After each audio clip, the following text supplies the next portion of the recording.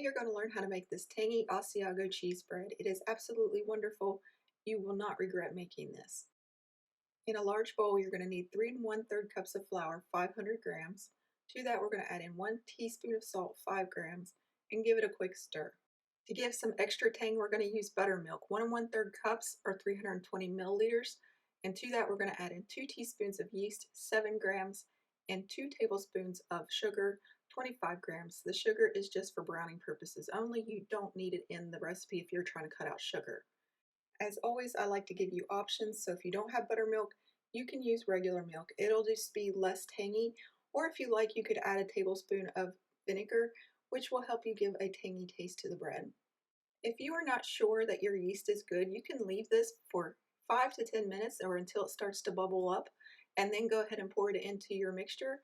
But this is really new yeast, and I don't like to waste time, so I'm going to go ahead and put it into my bowl of flour and salt, and then I'm going to add in some oil, 1 tablespoon or 15 milliliters. We are then going to stir this with the back of a spoon. You can use the stand mixer if you have one, or you can even use your hands. And you want a shaggy dough. And once it's shaggy, you turn it out onto your work surface, or you're going to knead it 5 to 10 minutes in your mixer until it's nice and smooth and elastic. It will look like this when you first bring it out. There will be some crumbs, but don't worry, it'll all come together. If you need more help with the kneading of dough, I will include a link in the description box below that will help you with that. It goes into more detail on how to knead dough in general. However, you just basically do what I'm doing. Push it away from you, fold it over, push it away from you. And you want to do this until it's nice and smooth and supple like this. Place this in a bowl and then cover it and let it rise for 60 to 90 minutes or until double in size. You're going to need 1 cup or 113 grams of Asiago cheese. If you notice, Maggie is going crazy for this. Cheese, I cubed it, however, I do recommend you shred it. The only reason why I cubed it is so you can see it at the end and also when I'm putting it into the dough. It just makes it easier for you all to see. After the dough has risen for about 60 to 90 minutes, sometimes 2 hours, depending on how cold it is in your house, and you can press in and the dough keeps your indentations without collapsing or without bouncing back. It's ready to move on to the next step. Now for your pan, you want to grease and flour it if it's not a non-stick pan because it will stick to the pan, or you can use parchment paper.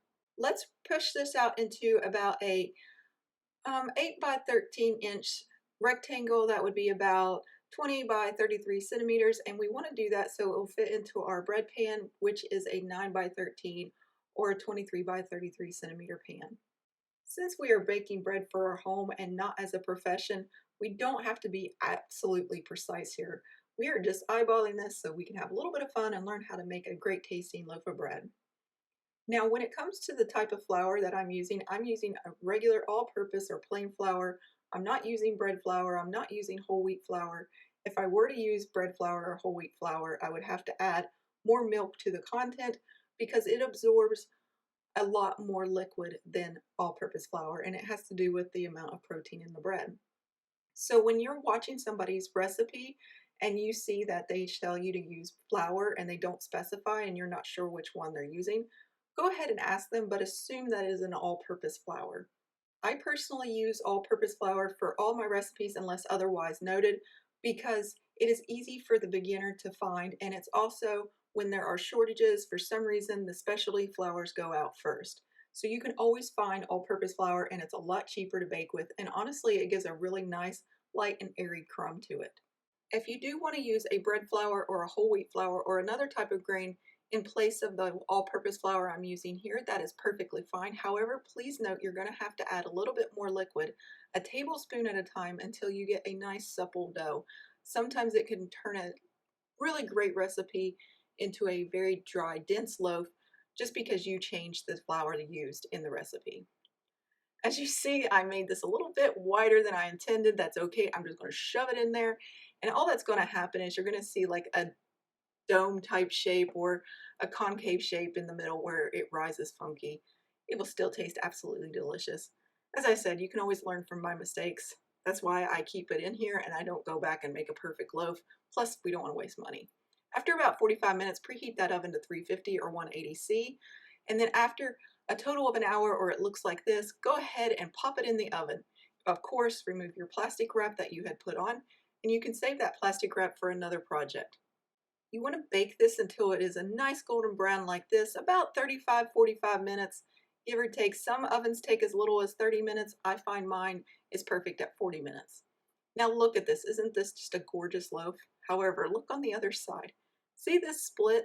This can indicate a couple of things. This could indicate too much moisture in the bread, or it can mean that it was slightly under-risen. It's not a big deal if this happens to you.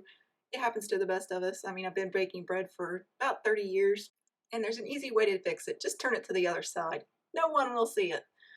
Let's cut into this now that it's cooled about an hour so you can see the lovely texture of this bread. And again, I put it in chunks so that you can really see that Asiago bread, but I do find the shredded actually distributes the flavor better and it looks prettier and you won't get these pockets. See how that this split did happen? It's because there was too much moisture from the cheese being in these large chunks, and that's what caused the blowout. Mistakes and imperfections happen in the kitchen. As long as they taste delicious, don't worry about the small stuff. This is a great recipe to share with family, friends, and neighbors. As you guys know, a video would not be complete without a cameo appearance from one of the dogs, usually Maggie. She's our #1 fan when it comes to baking bread. If you want to try this recipe, here are your ingredients, but don't worry, there will be a link below as usual that will give you details and nutrition information. If you enjoyed this recipe, be sure to subscribe to our channel so you can see more, and as always, happy baking!